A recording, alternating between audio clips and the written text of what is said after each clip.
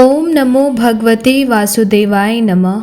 आप सभी श्रोताओं को पापांकुशा एकादशी व्रत की शुभकामनाएं। आप सभी का एकादशी व्रत भगवान श्री हरि नारायण की कृपा से निर्विघ्नता पूर्वक पूर्ण हो। प्रिय श्रोताओं, आइए अब आरंभ करते हैं पापांकुशा एकादशी व्रत की कथा। एक बार पांडु पुत्र युधिष्ठिर भगवान श्री कृष्ण से पूछते हैं, हे मधुसूदन, कृपा करके ये बताइए कि अश्विन मास के शुक्ल पक्ष में किस नाम की एकादशी होती है और उस एकादशी के व्रत को करने से क्या फल प्राप्त होता है। तब युधिष्ठिर के पूछने पर भगवान श्री कृष्ण बोले, हे राजन, आश्विन मास के शुक्ल पक्ष में जो एकादशी होती है वह पापांकुशा के नाम से विख्यात है। वह सब पापों को हरने वाली तथा उत्तम एकादशी है। तब भगवान श्री कृष्ण कहते हैं, हे कुंती नंदन, अश्विन माह के शुक्ल पक्ष की एकादशी का नाम पापांकुशा है।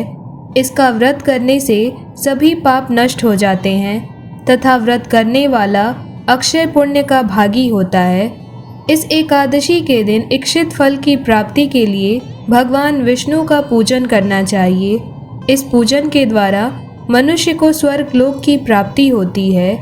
हे युधिष्ठिर, जो मनुष्य कठिन तपस्याओं के द्वारा फल की प्राप्ति करते हैं वह फल इस एकादशी के दिन क्षीर सागर में शेषनाग पर शयन करने वाले भगवान विष्णु को केवल नमस्कार कर देने से मिल जाता है और मनुष्य को यम के दुख नहीं भोगने पड़ते। हे पार्थ, जो विष्णु भक्त शिव जी की निंदा करते हैं अथवा जो शिव भक्त विष्णु भगवान की निंदा करते हैं वे नरक को जाते हैं।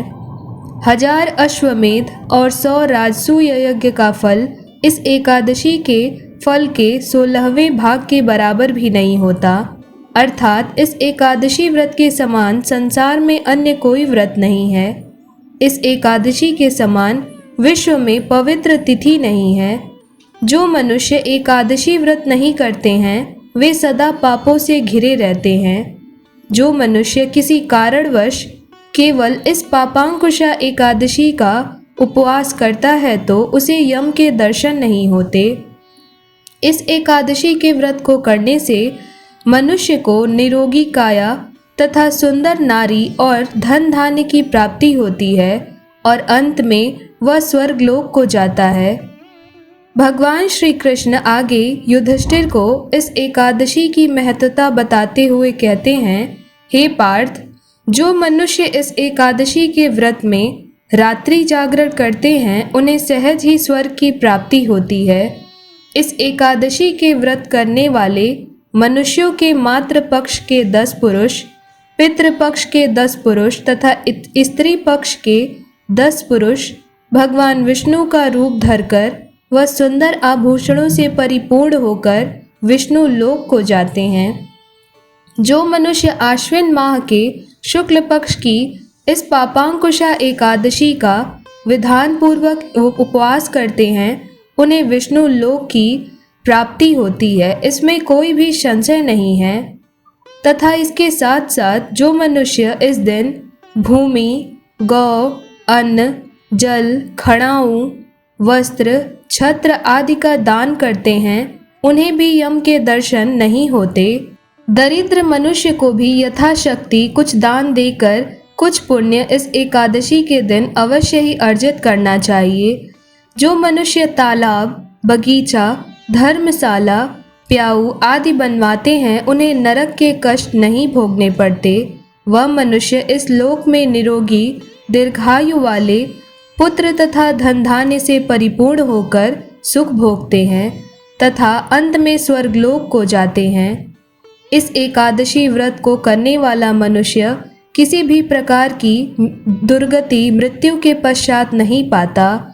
उसे श्री हरि नारायण का निज धाम विष्णु लोक धाम मृत्यु के पश्चात प्राप्त हो जाता है। तब इसके बाद युधिष्ठिर कहते हैं, हे प्रभु, अब कृपा करके पापांकुशा एकादशी व्रत की कथा सुनाने की कृपा करिए। तब भगवान श्री कृष्ण कहते हैं, हे पांडु पुत्र युधिष्ठिर, अब मैं तुम्हें आश्विन मास के इस शुक्ल पक्ष की पापांकुशा एकादशी व्रत की बहुत ही प्राचीन कथा कहता हूँ, तुम इसे ध्यानपूर्वक सुनो। कथा के अनुसार बहुत समय पहले विंध्याचल पर्वत पर एक बहुत ही क्रूर बहेलिया रहा करता था। उसका नाम क्रोधन था। उसने जीवन भर निर्दोष पशु पक्षियों और जीवों की हत्या की थी। इसके साथ ही वह हिंसा, लूटपाट, गलत संगति रखता था। लेकिन उसे अपनी मृत्यु से बहुत डर लगता था। बुरे कर्मों में जीवन व्यतीत करने की वजह से जब उसका अंत समय आया तो यमराज के अति भयानक दूत उसे अपने साथ नरक ले जाने के लिए आ गए। जब उसे यमदूत दिखने शुरू हो गए तो वह समझ गया कि अब उसका अंत करीब आ गया है। तब मृत्यु से भयभीत होकर तब वह ऋषि अंगीरा के आश्रम में पहुंचा। वहां जाकर उसने ऋषि अंगीरा के चरणों में प्रणाम किया और उसने जीवन में जो भी पाप किए थे उसके लिए ऋषि अंगीरा से क्षमा मांगी और कहा कि हे ऋषिवर, मैंने जीवन में जो भी पाप किया है, कृपया उस पाप से निकलने के लिए कोई उपाय बताइए। मुझे मृत्यु से बहुत भय लगता है। तब ऋषि अंगीरा ने उससे कहा कि पहले तुम यह संकल्प लो कि तुम श्री हरि की शरण में हो और फिर आश्विन मास के शुक्ल पक्ष में आने वाली एकादशी तिथि यानी पापांकुशा एकादशी के दिन व्रत रखना। इस व्रत को रखने से तुमने जो भी अपने जीवन में पाप किए वो सब नष्ट हो जाएंगे और तुम्हें नरक नहीं भोगना पड़ेगा और ना ही तुम्हें यम के दूत किसी भी प्रकार की यातनाएं देंगे। तब ऋषि के कहने पर क्रोधन ने आश्विन मास के शुक्ल पक्ष की एकादशी तिथि पर पापांकुशा एकादशी व्रत को किया और इस व्रत के प्रभाव से उसे यमराज के दूतों से मुक्ति मिली और अंत में श्री हरि विष्णु जी की शरण प्राप्ति हुई। तब से ही पापांकुशा एकादशी का व्रत विधि पूर्वक किया जाने लगा। आज भी जो मनुष्य अपनी पापों से मुक्ति पाना चाहते हैं तो उन्हें इस पापांकुशा एकादशी व्रत को अवश्य करना चाहिए। निश्चित ही इस व्रत को करने से पूर्व में जो भी मनुष्यों से पाप हुए हैं वो सब नष्ट हो जाते हैं और श्री हरि के मनुष्य शरणागत हो जाते हैं। प्रिय श्रोताओं, आइए अब सुनते हैं ग्यारस माता की कथा। तो प्रेम से बोलिए ग्यारस माता की जय। एक समय की बात है, किसी नगर का एक राजा था। उसकी 2 बेटियां थीं। छोटी बेटी एकादशी का व्रत पूरी निष्ठा से करती थी, परंतु बड़ी बेटी कोई व्रत नहीं करती थी। सभी छोटी बेटी से बहुत प्रेम करते थे, जिसकी वजह से बड़ी बहन उससे ईर्ष्या करती थी। उसने एक दिन लड्डू में जहर मिलाकर छोटी बहन को खाने को दे दिया, परंतु ग्यारस माता की कृपा से उसका कुछ भी बाल बांका नहीं हुआ। यह देखकर बड़ी बहन ने उसे पानी भरने के बहाने ले जाकर कुएं में धकेल दिया, लेकिन ग्यारस माता ने उसे बीच में ही पकड़कर बाहर निकालकर उसकी जान बचा ली। इस बार भी छोटी बहन को जीवित देखकर उसने एक घड़े में सांप रखकर उसके कमरे में छोड़ दिया। सांप भी ग्यारस माता की भक्ति से प्रसन्न होकर वहां से चला गया, बिना उसको कुछ भी नुकसान पहुंचाए। एक दिन पड़ोसी नगर का राजकुमार बड़ी बहन को देखने के लिए आया। जब उसने दोनों बहनें को देखा तो उसे राजा की छोटी पुत्री बहुत पसंद आई। इसके कारण बड़ी बहन उससे और अधिक ईर्ष्या करने लगी। उसे विचार आया कि मैंने इसे मारने के लिए क्या कुछ नहीं किया, परंतु यह हर बार बच गई। इस बार मुझे कुछ और ही करना होगा, जिससे इस बार इसकी मृत्यु निश्चित हो। यही सोचकर वह छोटी बहन के पास गई और बोली, बहन, तुम जानती हो हमारी मृत्यु किसी न किसी जगह किसी के द्वारा लिखी होती है। तब छोटी बहन ने कहा, दीदी क्या ये सच है? तो बड़ी बहन कहती है, हाँ ये सच है। तुम्हें तो पता ही होगा कि तुम्हारी मृत्यु किसके द्वारा और कैसे होगी, क्योंकि तुम तो ग्यारस माता की भक्त हो। छोटी बहन बहुत भोली थी। उसने बड़ी बहन से कहा, बहन, मेरा जीवन अपने महल में जो तोता है उस तोते के गले में बंधे हार में है। जब कोई तोते को मारकर उस हार को पहन लेगा तो मैं मूर्छित हो जाऊंगी, और जब उतार कर टांग देगा तो मैं पुनः जीवित हो जाऊंगी। बड़ी बहन यह सुनकर बड़ी प्रसन्न हुई और वह तोते को ढूंढने लगी। छोटी बहन अपने पिता के पास गई और बोली, पिताजी, यदि किसी कारणवश मुझे कुछ हो जाए तो मुझे जलाना नहीं, बल्कि हमारे महल के पास में जो पुराना महल है वहाँ सुला देना, और यदि कोई पूछे तो बता देना कि मैं मूर्छित हो गई हूँ। ठीक होने में समय लगेगा। राजा ने कहा, बेटी, ऐसी अशुभ बातें मत करो। कल तो तुम्हारी बारात आने वाली है, उसकी तैयारी करो। अगले दिन बारात आई। फेरे शुरू हुए। 3 फेरे पूरे ही हुए थे। चौथे फेरे में बड़ी बहन ने उस तोते को आखिरकार ढूंढ ही लिया और उसे मारकर हार अपने गले में पहन लिया। हार पहनते ही उसकी छोटी बहन 3.5 फेरे में ही बीच में ही मूर्छित होकर गिर पड़ी। राजा ने भी अपनी बेटी के कहे अनुसार उसे अपने पुराने महल में सुला दिया और एक पहरेदार बैठाकर उससे कहा कि मेरी अनुमति के बिना कोई महल में न जाए। कुछ ही पल में बड़ी बहन पिता के पास गई और बोली, पिताजी, छोटी बहन का सुनकर मुझे बड़ा दुख हुआ, परंतु घर आई बारात को खाली हाथ वापस लौटाना अच्छी बात नहीं होगा। आप मेरा विवाह चाहे तो राजकुमार से करवा दें। ईश्वर की इच्छा के आगे हमारा कोई वश नहीं है।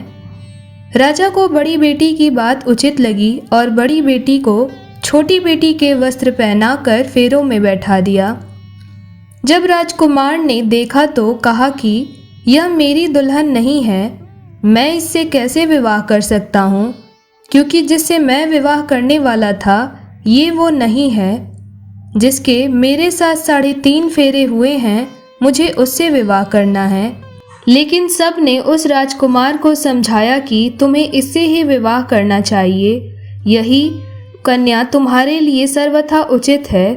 तब सभी के बार बार समझाने पर राजकुमार ने उससे विवाह कर लिया।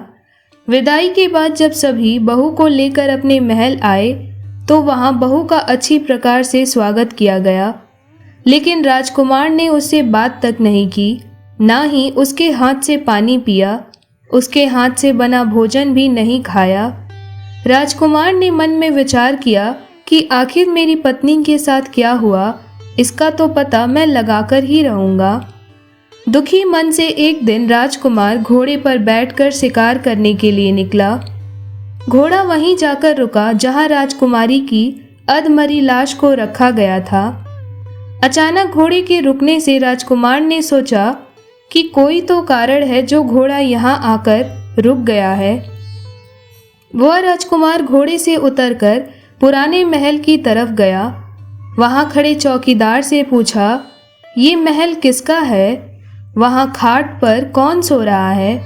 तब चौकीदार ने राजकुमार को सारी बात बता दी और कहा, ये वही राजकुमारी हैं जो फेरों के समय मूर्छित हुई थीं। तब राजकुमार यह सुनकर हैरान रह गया। राजकुमार ने सोचा, ये तो मेरी पत्नी है जिसके साथ मैंने 3.5 फेरे लिए थे। राजकुमार ने चौकीदार से कहा कि मैं यहाँ आया हूँ, ये बात तुम किसी को बताना नहीं, इसके लिए मैं तुम्हें अच्छी धनराशि दूंगा। तब चौकीदार मान गया। राजकुमार खाट के पास गया और बचे हुए 3.5 फेरे वहीं ले लिए तथा रात को वहीं पर रुक गया।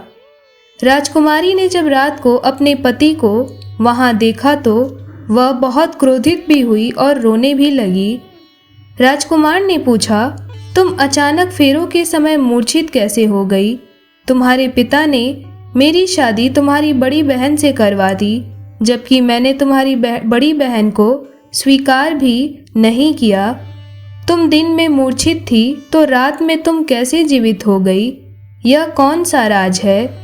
यह किस प्रकार की बात है, मुझे बताओ। राजकुमारी ने तोते और हार की सारी बात अपने पति को बताई और यह भी बताया कि मैंने यह बात केवल और केवल मेरी बड़ी बहन को ही बताई थी। ये सब उसने ही किया है, क्योंकि वह मुझसे बहुत ईर्ष्या करती है। उसने मुझे बचपन से ही कई बार मारने की कोशिश भी की है, परंतु ग्यारस माता ने मुझे हर बार बचा लिया। मेरी बहन दिन में हार पहनकर रखती है, तब मैं मूर्छित रहती हूँ, और रात को उतार कर सोती है तो मैं जीवित हो जाती हूँ। यदि वह हार मुझे वापस मिल जाए तो मैं हमेशा के लिए जीवित हो जाऊंगी।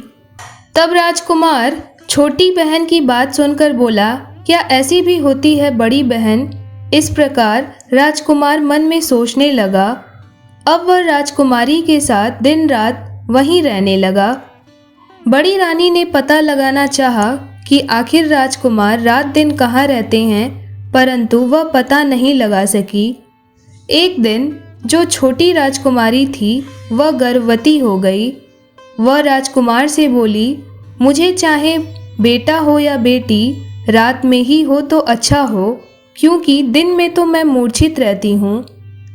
एक दिन राजकुमार को किसी काम के लिए बाहर जाना पड़ा। उस दिन राजकुमारी को प्रसव होना शुरू हो गया। वह प्रसव के दौरान ग्यारस माता को याद करती रही।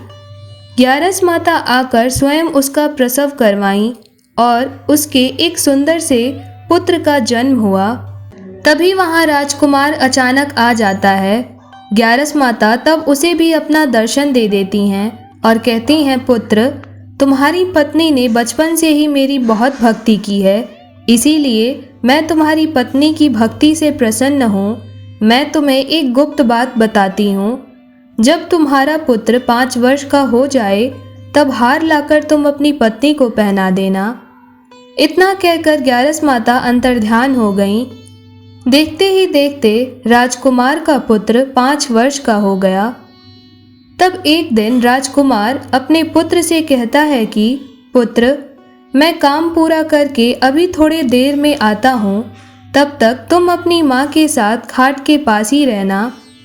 लेकिन इधर बड़ी बहन ने अपनी छोटी बहन के पुत्र का पता लगा लिया और उसे यह बर्दाश्त नहीं हुआ कि उसकी बहन इतनी प्रसन्नता से रह रही है। बड़ी बहन ने अपनी छोटी बहन के पुत्र को उठवाकर उसके टुकड़े टुकड़े करवा दिए। एक टुकड़ा चक्की के नीचे तथा दूसरा टुकड़ा अपने पलंग के नीचे रखवा दिया। जब छोटी बहन को अपनी बड़ी बहन के बारे में ये पता लगा तो वह दुख के मारे भर गई, रोने लगी, ग्यारस माता को याद करने लगी। तब ग्यारस माता उसकी पुकार सुनकर बड़ी बहन के पास भिक्षा लेने के लिए गईं। तब ग्यारस माता उसकी पुकार सुनकर बड़ी रानी के पास भिक्षा लेने जाती हैं। बड़ी रानी दासी के साथ भिक्षा भिजवा देती हैं। ग्यारस माता भिक्षा लेने से इनकार कर देती हैं और कहती हैं कि तुम्हारी रानी के हाथ से ही मैं भिक्षा स्वीकार करूंगी। तब बड़ी रानी भिक्षा देने के लिए बाहर आ जाती है। ग्यारस माता बिल्ली का रूप धरकर अंदर जाकर बच्चे के दोनों टुकड़ों को जोड़कर उसमें प्राण फूंक देती हैं, तो बच्चा तुरंत जीवित हो जाता है और ग्यारस माता बिल्ली के रूप में बच्चे को छुपाकर लेकर चली आती हैं। फिर राजकुमार अपने पुत्र को लेकर अपने महल में जाता है और बड़ी बहन यानी बड़ी रानी से कहता है, देखो, यह बच्चा मेरे दूर के रिश्तेदार का है। यदि तुम इसे प्रेम से रखोगी तो हो सकता है मैं तुमसे भी प्रेम करने लगूं, तुम्हारे साथ रहूं। तब बड़ी बहन उसे बड़े प्रेम से रखती है। एक दिन राजकुमार अपने पुत्र से कहता है कि पुत्र, तुम अपनी मौसी से हार मांग लो। हम यह हार तुम्हारी माँ को पहना देंगे तो तुम्हारी माँ हमेशा जीवित हो जाएगी। तब बच्चा जब हार मांगता है तो बड़ी बहन को याद आता है कि उसके पति ने कहा था कि अगर मैं इस बच्चे को प्रेम से रखूंगी तो वो मेरे साथ हमेशा रहेंगे। यही विचार करके वह हार उस बच्चे को दे देती है। तब राजकुमार कहता है कि रानी, आज हम तुम्हारे हाथ से बना हुआ भोजन करेंगे। तुम भोजन बनाओ, अभी मैं थोड़ी देर में आता हूँ। तब बड़ी बहन बहुत खुश होकर भोजन बनाने लगती है। इधर राजकुमार अपने पुत्र को लेकर अपनी छोटी रानी के पास जाता है और वह हार उसे पहना देता है। तब छोटी रानी तुरंत जीवित हो जाती है। तब रानी के जीवित होने के पश्चात राजकुमार बहुत प्रसन्न होता है और राजकुमार अपनी पत्नी और पुत्र को लेकर महल को जाता है। महल में जाकर छोटी बहन और बड़ी बहन दोनों के पिता से वह अब तक की हुई सारी सच्चाई बताता है कि किस प्रकार विवाह के समय आपकी बड़ी पुत्री ने हमारे साथ धोखा किया और अपनी छोटी बहन को मारने की कोशिश की। तब यह सुनकर राजा की बड़ी बेटी सबके सामने बहुत शर्मिंदा होती है और उसे अपनी गलतियों का भी एहसास होता है। ग्यारस माता की कृपा से छोटी बहन का घर संसार खुशियों से भर जाता है। वह फिर से प्रसन्नतापूर्वक अपने पुत्र और अपने पति के साथ रहने लगती है। इस प्रकार ग्यारस माता उस पर कृपा कर उसके पूरे जीवन में उसे उसकी भक्ति का फल प्रदान करती हैं, उसकी सदा रक्षा करती हैं और अंत में उसे अपनी प्रसन्नता मिल ही जाती है। हे ग्यारस माता, जिस प्रकार आपने छोटी राजकुमारी की सदा रक्षा की, उस पर अपनी कृपा की, ऐसे ही इस कथा को सुनने वाले और पढ़ने वाले सभी भक्तों की सदा रक्षा करना और उन पर अपनी कृपा सदा सर्वदा बनाए रखना। प्रिय श्रोताओं, आइए अब एकादशी माता की आरती आरंभ करते हैं। ओम जय एकादशी जय एकादशी माता, विष्णु पूजा व्रत को धारण कर शक्ति मुक्ति पाता।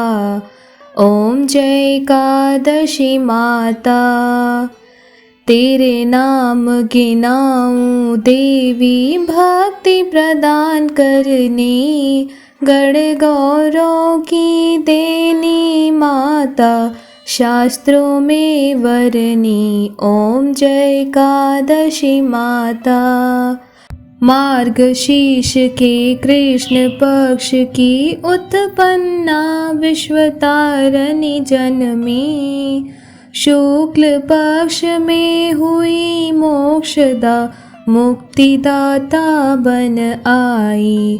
ओम जय एकादशी माता, पौष के कृष्ण पक्ष की सफला नामक है, शुक्ल पक्ष में हो या पुत्रदा आनंद अधिक रहे। ओम जय एकादशी माता, नाम शर्तीला माघ मास में कृष्ण पक्ष आवे, शुक्ल पक्ष में जया कहावे, विजय सदा पावे। ओम जय एकादशी माता, विजया फाल्गुन कृष्ण पक्ष में शुक्ला आमल की, पाप मोचनी कृष्ण पक्ष में चैत्र महाबली की। ओम जय एकादशी माता, चैत्र शुक्ल में नाम कामदा धन देने वाली, नाम बरुथिनी कृष्ण पक्ष में वैशाख माह वाली। ओम जय एकादशी माता, शुक्ल पक्ष में हो या मोहिनी अपराजेष्ठ कृष्ण पक्ष की, नाम निर्जला सब सुख करनी, शुक्ल पक्ष रखी। ओम जय एकादशी माता, योगिनी नाम आषाढ़ में जानो कृष्ण पक्ष करनी, देव शयनी नाम कहायो शुक्ल पक्ष धरनी।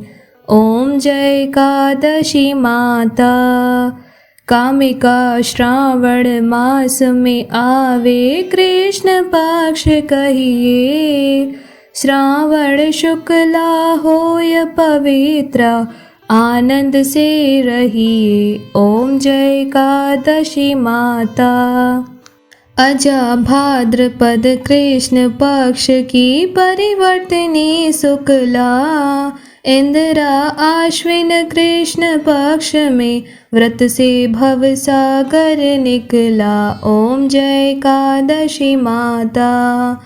पापांकुशा है शुक्ल पक्ष में आप हरनहारी। रमा मास कार्तिक में आवे सुखदायक भारी। ओम जय एकादशी माता। देवोत्थानी शुक्ल पक्ष की दुख नाशक मैया। पावन मास में करूं विनती पार करो नैया। ओम जय एकादशी माता। परमा कृष्ण पक्ष में होती जन मंगल करनी। शुक्ल मास में हो पद्यनी दुख दारिद्र हरनी। ओम जय एकादशी माता। जो कोई आरती एकादशी की भक्ति सहित गावे, जन गुर देता स्वर्ग का वासा निश्चय वह पावे। ओम जय एकादशी माता। मैया जय एकादशी माता।